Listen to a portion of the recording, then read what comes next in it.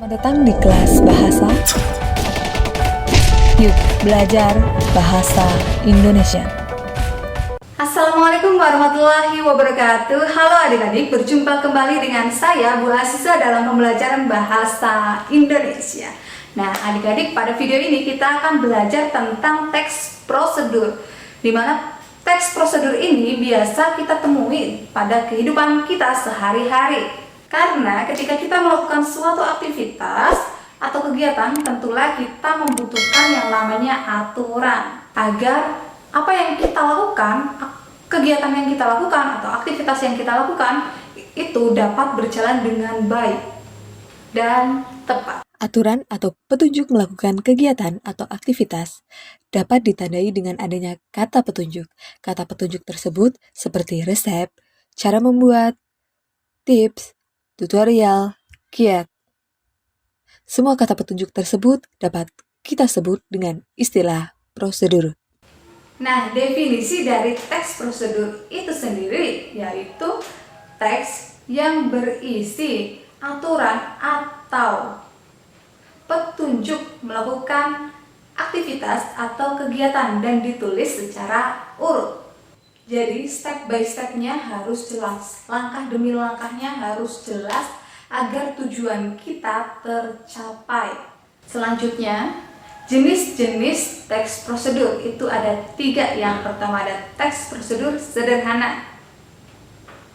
Jadi teks prosedur sederhana ini biasanya terdiri dari 2 atau 3 langkah saja. Selanjutnya ada teks prosedur kompleks. Teks prosedur kompleks ini berisi banyak sekali langkahnya. Jadi pada teks prosedur kompleks langkah-langkahnya itu ditulis dengan detail setiap tahapannya. Selanjutnya ada teks prosedur protokol.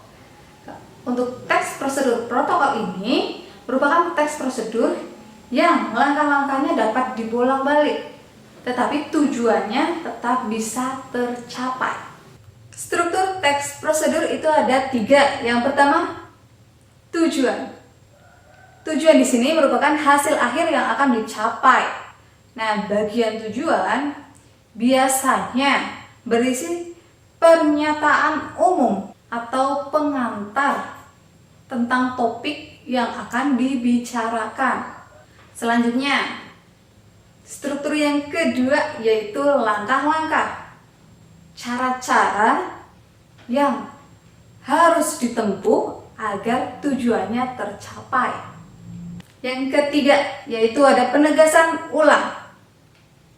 Penegasan ulang ini berisi pengulangan pernyataan yang digunakan untuk meyakinkan pembaca atau manfaat setelah pembaca mengikuti langkah-langkah yang disajikan. Nah, selanjutnya silakan kalian simak contoh analisis teks prosedur berikut ini.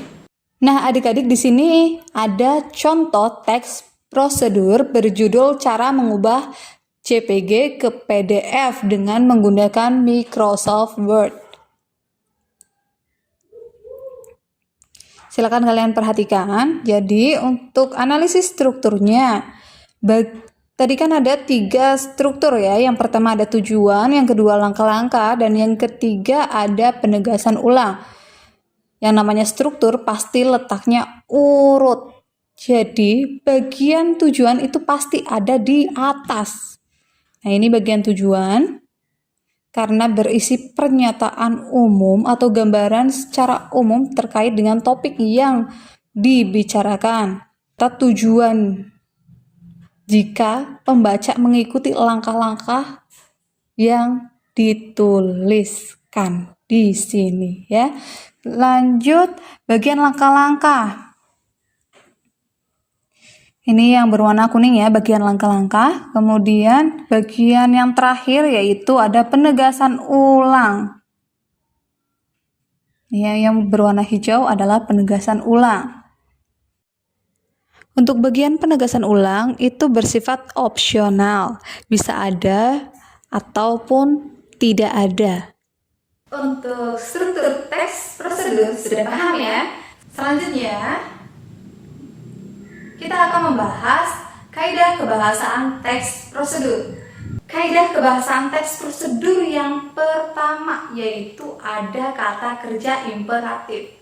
Kata kerja imperatif atau kata kerja perintah biasa digunakan dalam kalimat persuasif atau kalimat perintah. Contoh kata kerja imperatif ada basahi, gunakan, pastikan, campurlah. Kenapa demikian? Karena yang namanya kata kerja imperatif biasanya ditandai dengan adanya imbuhan atau partikel i, kan, lah. Terus ada kata kerja aktif. Kata kerja aktif ini biasanya berimbuhan me atau ber. Contoh kata kerja aktif ada memasak, memanggang, menumis, berjalan.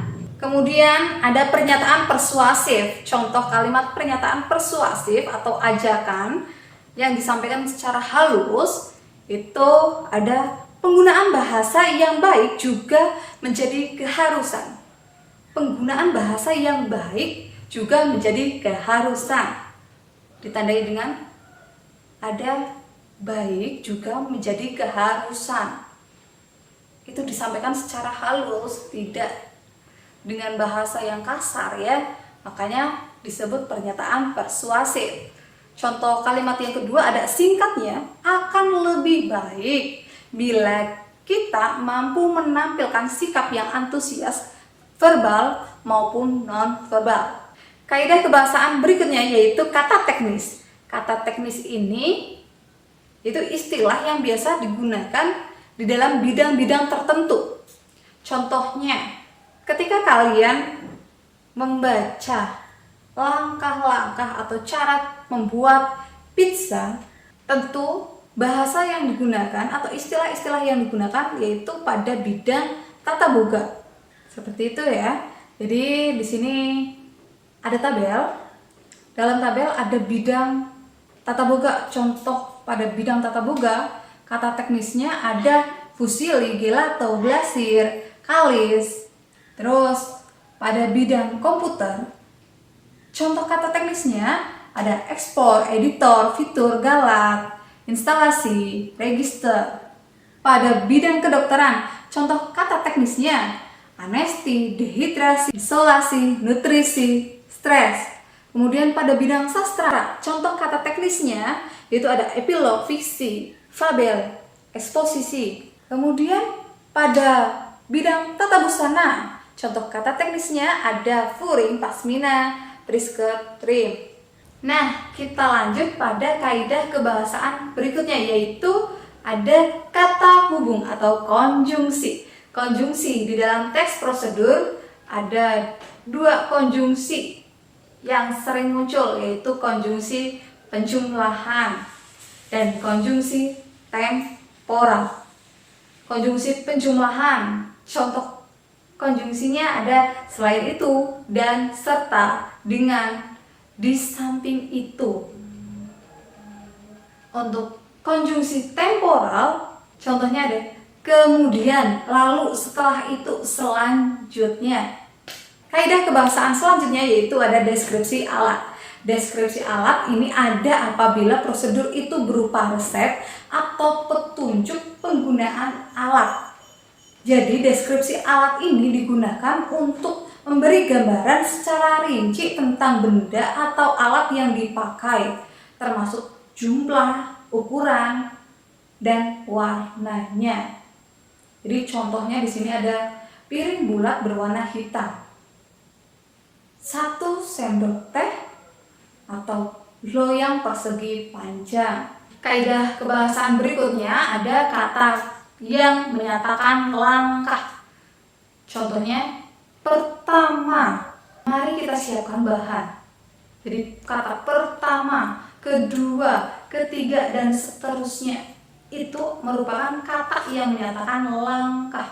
Selanjutnya ada kata keterangan. Kata keterangan yang sering muncul di dalam teks prosedur yaitu kata keterangan tempat, kata keterangan cara, dan kata keterangan waktu. Perhatikan contoh kalimat yang pertama. Di sini ada pindahkan ke wadah. Masukkan setengah parutan wortel lalu aduk secara merata. Pada frasa ke wadah itu menduduki fungsi kalimat keterangan tempat, ditandai dengan adanya kata keterangan ke. Terus masukkan setengah parutan wortel lalu aduk secara merata. Pada frasa secara merata itu menduduki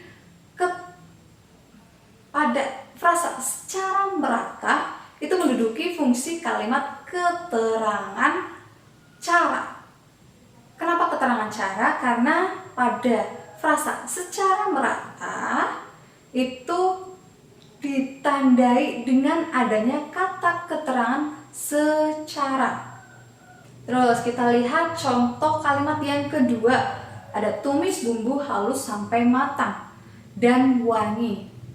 Sampai matang dan wangi menduduki fungsi kalimat keterangan waktu. Kenapa menduduki fungsi kalimat keterangan waktu? Karena ditandai dengan ada kata keterangan sampai. Sampai di sini menunjukkan keterangan waktu.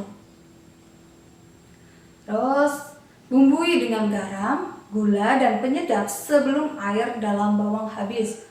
Sebelum air dalam bawang habis itu juga menduduki fungsi keterangan waktu, ditandai dengan adanya kata keterangan sebelum yang menunjukkan keterangan waktu. Jadi simpulannya, kata keterangan tempat itu bisa ditandai dengan adanya kata ke, di, dari.